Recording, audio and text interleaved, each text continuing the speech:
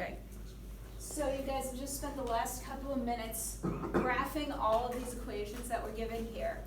And now I want to know, what patterns do we notice by comparing these equations in these graphs?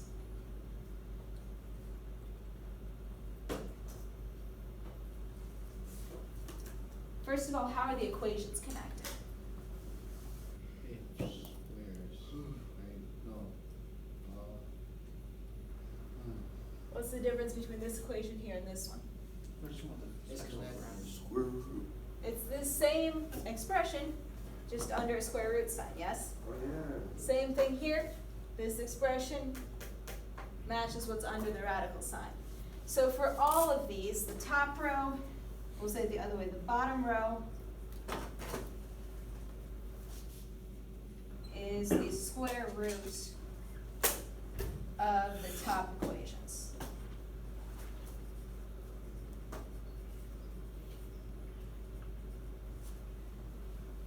And what does that do to the shapes of the graphs?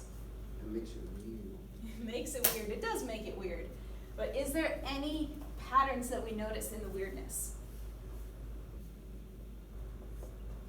They still go the same direction in terms of like going positive and negative. So I'm glad that you mentioned positive and negative. So let's look at this first one. What's going on with my square root graph?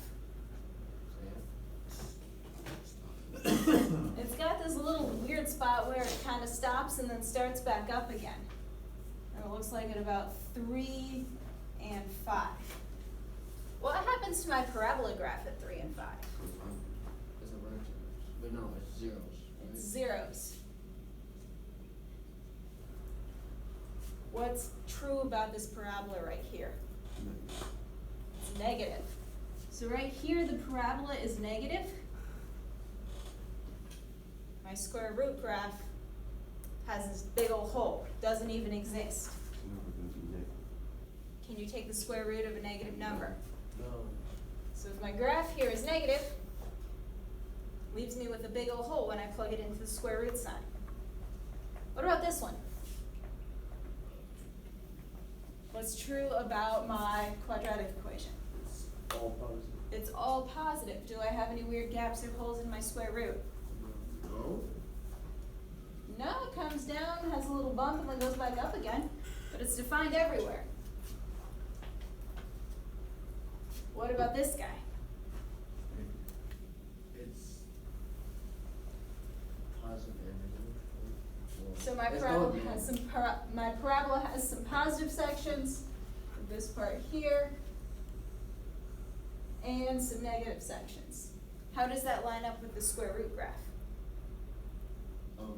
Counts the positive. It counts the positive. So where is this positive? This looks like it starts at -5 and ends at x is 1. If I look down here at -5 and +1, those are the same starting and ending intervals. So where the parabola is positive, the square root graph exists. As soon as my parabola goes negative, if x is less than -5 or greater than 1, Oh, it's always positive. Oh, yeah, because square roots can be negative. square roots can be negative. So what's true about this parabola here?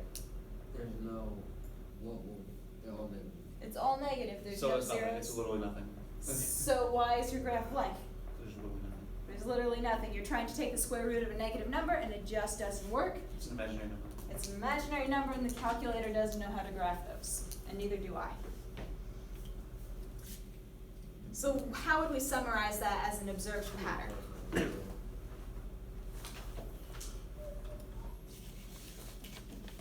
your graph is positive, then the square root will be there. The square root will be there. So if the parabola graph is positive,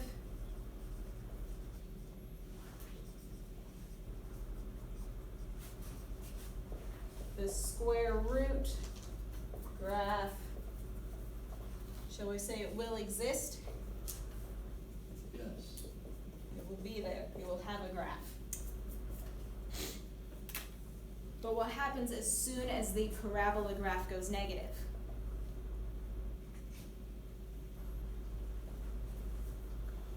Disappear. It disappears. This little chunk here where it goes negative, my graph just stops and I have a big old hole. This one here goes negative, and my square root graph just stops. So if the parabola graph is negative,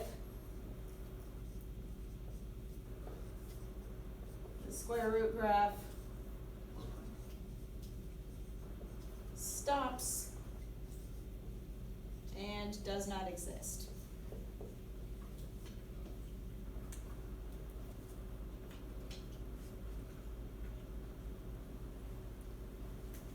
So one little bit of math vocab, the argument of a function is the thing that you're plugging into the equation. Bless you.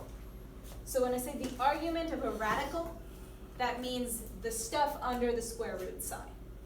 So the stuff under the square root sign needs to be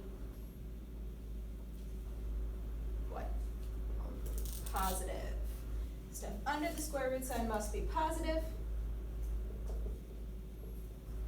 If the stuff under the square root sign, that argument is negative, then the graph is undefined.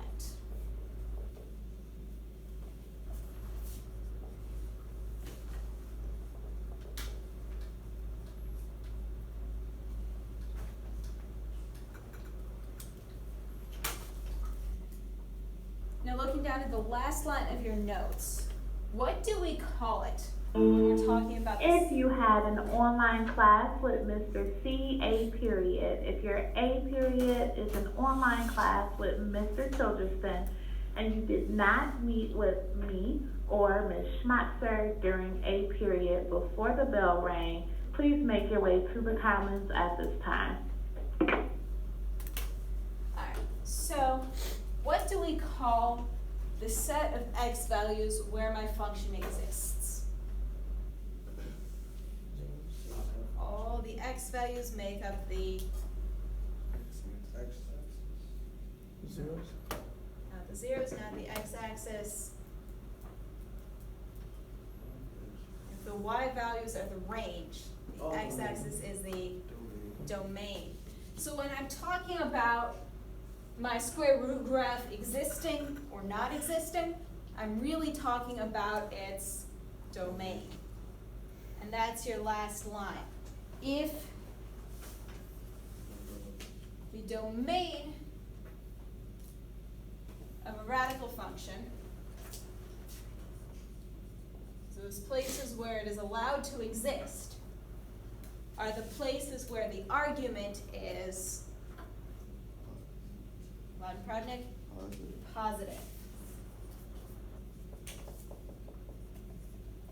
So the domain of a radical function is equivalent to the intervals where the argument, the stuff under the square root sign, is positive. So when I ask you to find the domain, what I'm really asking you to do is find the places where the stuff under the square root sign is positive. And that's what we learned how to do yesterday. So when I say find the domain of square root of x squared minus 6x plus 5, I'm really asking where is that argument, just the x squared minus 6x plus 5 part, positive.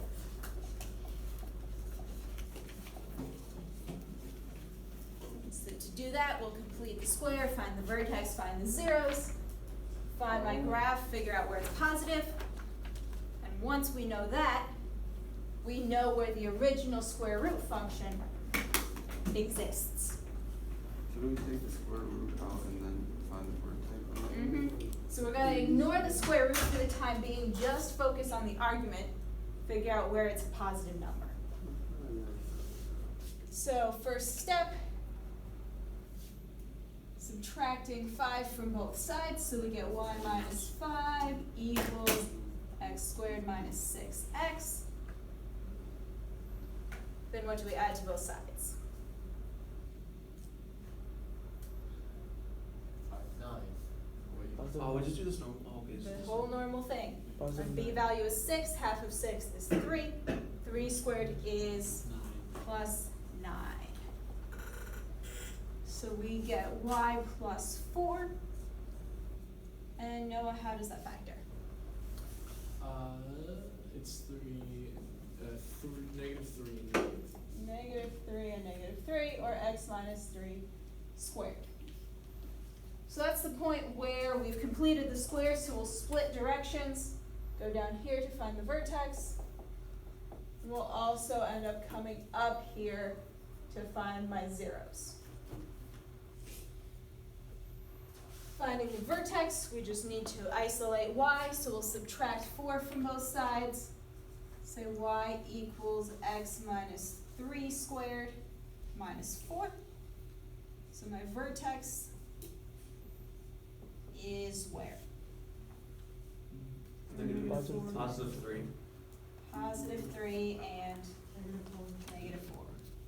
We've done this a million times by now. Positive 3, negative 4.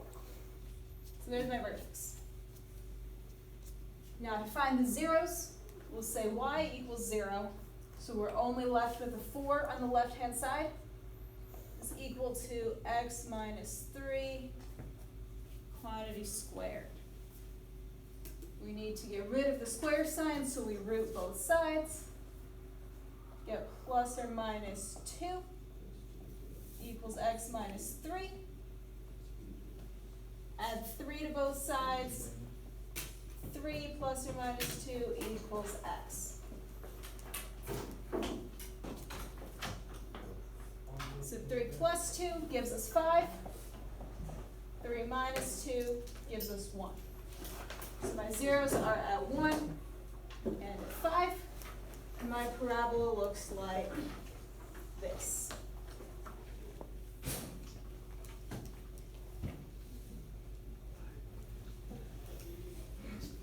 So where is my parabola positive? At the zero. Well, above the zeros. Above the zeros, so that's from negative infinity to Positive. 1, and from 5 to positive infinity. So I found where my parabola is positive. So what kinds of numbers can I take the square root of? 1 and Positive numbers, yes? 5. Yeah. So to answer my original question about the domain of the square root sign, the square root exists where the numbers are positive, which is from negative infinity to 1 and 5